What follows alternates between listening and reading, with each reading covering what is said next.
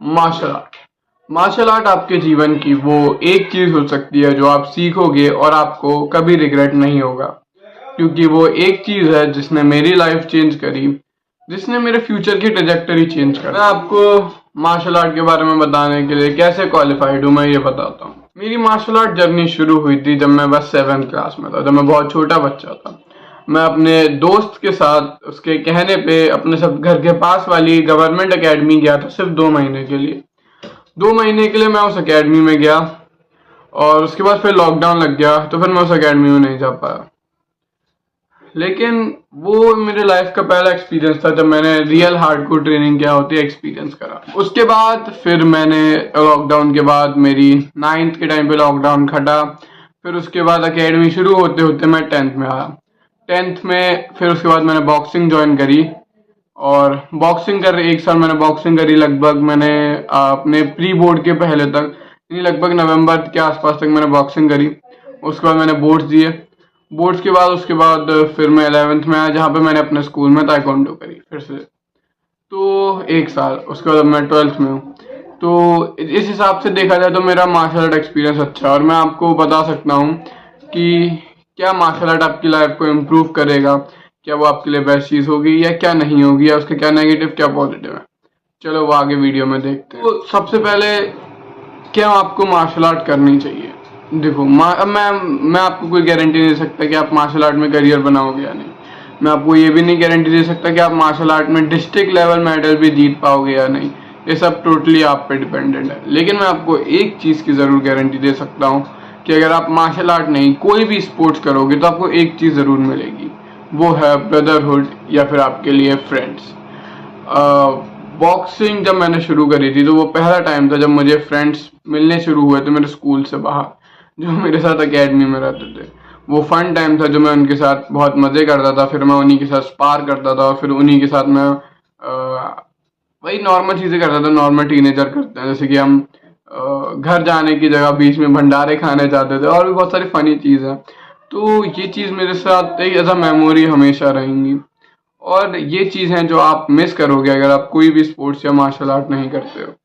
अब देखो martial art जब मैं ताइक्वांडो करता था जब मैं स्कूल में, तो भी बहुत सारी मेमोरी हैं। मैं स्कूल में जब छुट्टियां होती थी और सर्दी में कोई नहीं आ रहा होता था, सर्दी में डीएम ऑर्डर से स्कूल की छुट्टी होती थी, हम फिर भी सुबह 7 बजे पहुंच जाते थे कोहरा पार करते हुए ट्रेनिंग करने। तो प्रिंसिपल हमें ताने दिया करती थी कि तुम लोग पढ़ने नहीं आते हो, खेलने आ जाते हो। तो ये सब बहुत सारी मेमोरीज हैं जो हमारे साथ रहेंगी हमेशा और इसे आप मिस करोगे अगर आप स्पोर्ट्स नहीं खेलते हो। अब बहुत सारे लोग कहते हैं कि हम मार्शल आर्ट घर पे ही करते हैं फिटनेस के लिए, जो कि अच्छी बात है। ठीक है, मार्शल आर्ट की कार्डियक एंड्योरेंस, मसल हाइपरट्रॉफी सबको एक तरह से काउंटर कर देता है अगर आप एक अच्छा प्रोग्राम फॉलो कर रहे हो तो। लेकिन जो मेन चीज आप जो मिस करोगे, जो मार्शल आर्ट और भी स्पोर्ट्स का जो फंडामेंटल होता है, वो है ब्रदरहुड, वो है फ्रेंड्स। यही वो मेन चीज है, सोशल सर्कल, जो आप मिस कर दोगे।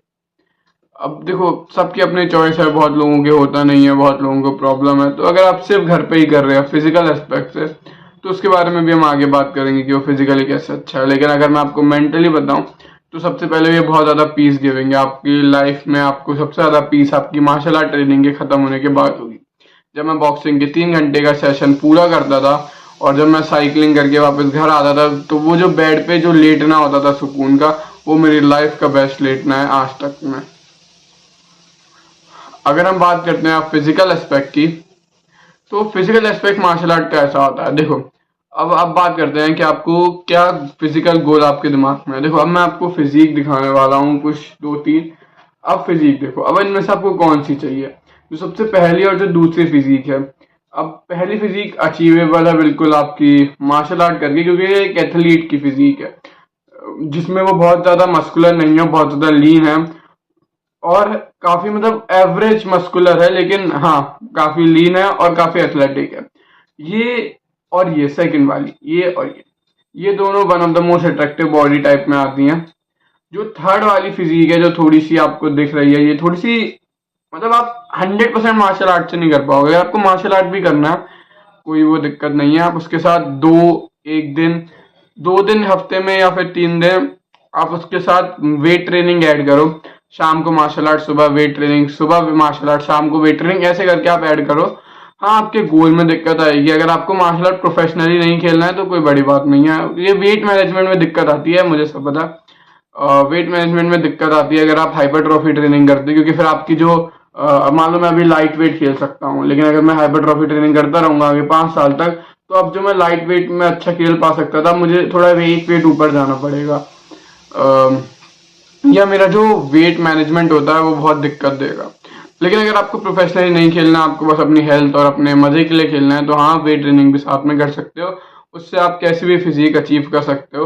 अंटिल अनलेस आपको सुपर मस्कुलर वाली चाहिए होगी, जो आप इंस्टाग्राम पे देखते हो, जो जिन पे नेटी और नॉट बनते हैं कि भाई ये नेटी है या नहीं है, भाई इनका फिजिक, इनके कट्स, इनके एब्स, इनकी वेन्स, ये वो ये शोल्डर, वो बाइसेप। तो फिर वैसे फिजिक आप नहीं बना पाओगे। उसके लिए आपको अपना 100% of the day, 100% of the time, 100% of the diet, 100% of your पूरा शेड्यूल, वर्क शेड्यूल सब त्याग के आपको प्योर बॉडी बिल्डिंग करनी पड़ेगी। तो ही कुछ परसेंट चांसेस हैं कि कुछ परसेंट लोग ये बन पाएंगे जो जेनेटिक एलीट होंगे। उसके बाद भी बहुत सारे लोगों को स्टेरॉइड का सहारा लेना पड़ेगा, जैसे ये इंस्टाग्राम के फेक नेट इन्फ्लुएंसर दिखाते हैं। तो अगर मैं इस वीडियो को अब जल्दी से छोटे से निसार में छोड़ता हूँ, क्यों आपको मार्शल आर्ट करनी चाहिए या नहीं करनी चाहिए।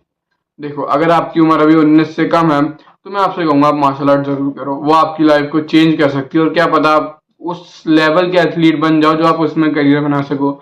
हमारा इंडिया ओलंपिक में इस बार एक भी गोल्ड मेडल नहीं जीता। इसकी वजह एथलीट है, हो सकता है। इंडिया का पॉलिटिकल सिस्टम है जो उन्हें करता है, वो भी हो सकता है। लेकिन इसकी एक मेन वजह हम खुद। और जो अपने मतलब 19, 20, 16, 17 साल की उम्र में किसी स्पोर्ट्स को नहीं चुन पाते, अगर हम इस उम्र में आप लोग कोई भी स्पोर्ट पे ध्यान दोगे तो आप 21, 22, 23, 24, 25 साल की उम्र में जब आप अपने पीक पे चढ़ोगे, तब आप इंडिया के लिए मेडल ला सकते हो। तो लेकिन अगर आपकी उम्र अब 19 साल की से बड़ी है, आप अब आप इतने मैच्योर हो सकते हो कि आप डिसाइड कर सकते हो आपको प्रोफेशनली करना है नहीं। अगर आपको अभी प्रोफेशनली करना है तो आप पक्का जाओ इस पे 20 साल में, क्योंकि बहुत सारे एथलीट है जिन्होंने 21 साल में शुरू करा था और अब वो वर्ल्ड चैंपियन है। तो फिर आप भी 21-22 साल की उम्र में शुरू कर सकते हो। लेकिन अगर आपको प्रोफेशनली नहीं जाना है तो भी आपके लिए बहुत ज़्यादा फायदेमंद रहेगा, क्योंकि इससे आपके हेल्थ बेनिफिट बहुत अप जाएंगे, आपके एथलेटिक परफॉर्मेंस अच्छी होगी, और आप एक ओवरऑल अच्छी फिजिक और एक अच्छी बॉडी के साथ साथ एक इनर बॉडी भी अच्छी, जो कहते हैं अच्छा हार्ट, अच्छी लंग्स, और आपके मसल, टेंडन, जॉइंट, अच्छी स्ट्रेचिंग, ये सब भी पा पाओगे। तो do what bottom 99% is not doing.